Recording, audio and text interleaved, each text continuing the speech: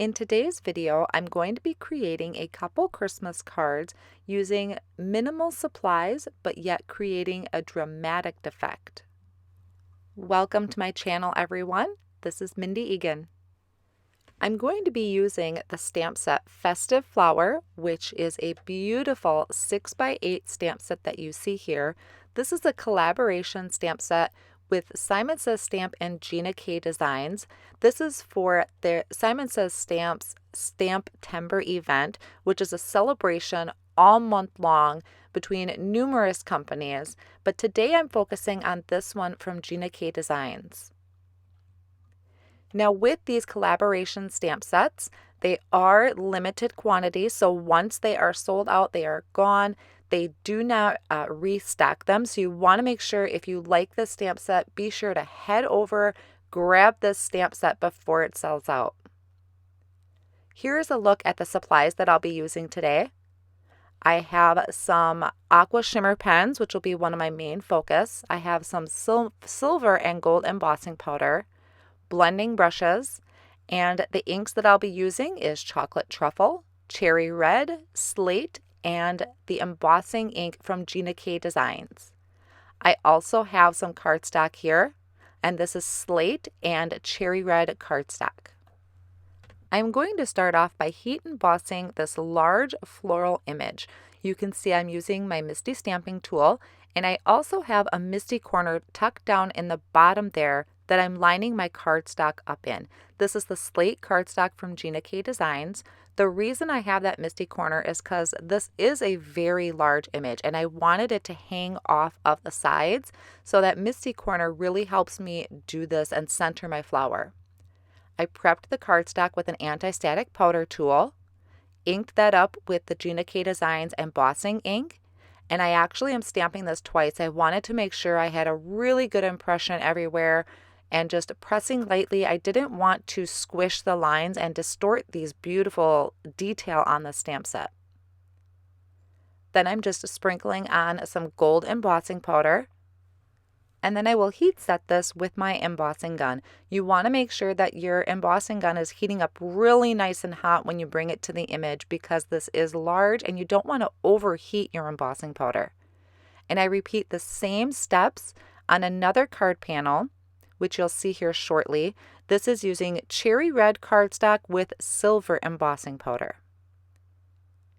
Now what I'm doing for this is I am taking a Polychromos white pencil and I'm going to color in just the flower petals of this flower. That's going to cover up the red. Now you'll see it's really light. You could still kind of see the red through it, which is fine. I'm actually going to color over it twice, but I just make sure my pencil is really nice and sharp at all times, and I'm just going to color around all of those embossed lines. Just applying really light pressure. You don't want to push too hard right away because this isn't necessarily colored pencil cardstock. So I just start out with a light layer first, and you can see I did go around the entire flower and color all of that in. And then once I have that first layer done, I'm going to go back in with a little bit of more pressure, so kind of a medium pressure, and I'm going to go back over the entire image. Now you can see I did do this for the flower that I stamped in gold onto the slate cardstock, and now to kind of really add more of a dramatic effect is I'm taking slate ink from Gina Designs and a life-changing blender brush from Pick a Fence Studios, and I'm going around the outer edge with that slate ink. Now if you really wanted to bring that out a little bit more, you could go around with some black onyx ink. That would really lighten the area. You don't want to go all the way into the middle. This is just for the very outer edges.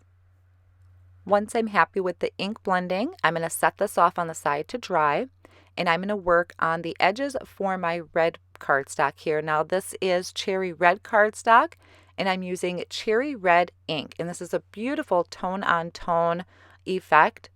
I wanted to kind of dress that up a little bit more. I really wanted this to pack a little bit more of a punch. So I'm going to clean up my work surface, which I'm working on a waffle flower media mat. I'm just going to clean that work surface up And then I'm going to bring in chocolate truffle, and this really does the trick. I love adding these browns around the edges of the red cardstock. I think both of these card designs are very classy, and they really didn't take that long to make. This is something you could heat emboss, and then if you wanted to watch a movie, this is something you could do while in the car or watching a movie. So here they are both done. I'm just going to take a Swiffer cloth and I'm just buffing over all of that embossed area to pick up any ink that may have transferred onto the embossing powder. Now I actually want to heat emboss a sentiment on the front. So just to make sure that this is dry, I'm kind of going over that with my heat tool, just making sure that that ink we added on the edges is really dry. Otherwise our embossing powder will stick to it. And I'm going to do what I call the Christina Warner test. I'm sprinkling on some embossing powder over the area I want to add the sentiment to. And the embossing powder is falling off, so this is ready to be heat embossed. I'm choosing a sentiment off of that Festive Flower stamp set, and I'm going to line it up towards the bottom of my card using my MISTI tool. And I do want to make sure I'm prepping that with that anti-static powder tool. Then I can go ahead and ink up my sentiment with the Gina K Designs embossing ink. And just close the door of your MISTI, stamp that down. I just give light pressure. This is one of the many reasons I use a stamping tool, is I can just stamp that twice to make sure I transferred all of that embossing ink. And then just once again, sprinkling on that embossing powder, making sure that my heat tool is nice and hot to melt that embossing powder. And I did the same thing on the red cardstock too, using one of the other sentiments that's Happy Holidays. To add a little sparkle, I'm taking the Aqua Shimmer pen, and this one is in glitter gloss, and I'm adding that over all of the area that I just colored in with that white pencil. Now you could wait for it to dry and then add another layer for more glitter, and this is really hard to see on camera and in the pictures, but it does have a beautiful glittery shine to it in person. So I'll give you a quick close-up, which I said is actually really hard to see on camera, but it really is pretty. It's subtle. It was just something to add a little sparkle to the front of the card.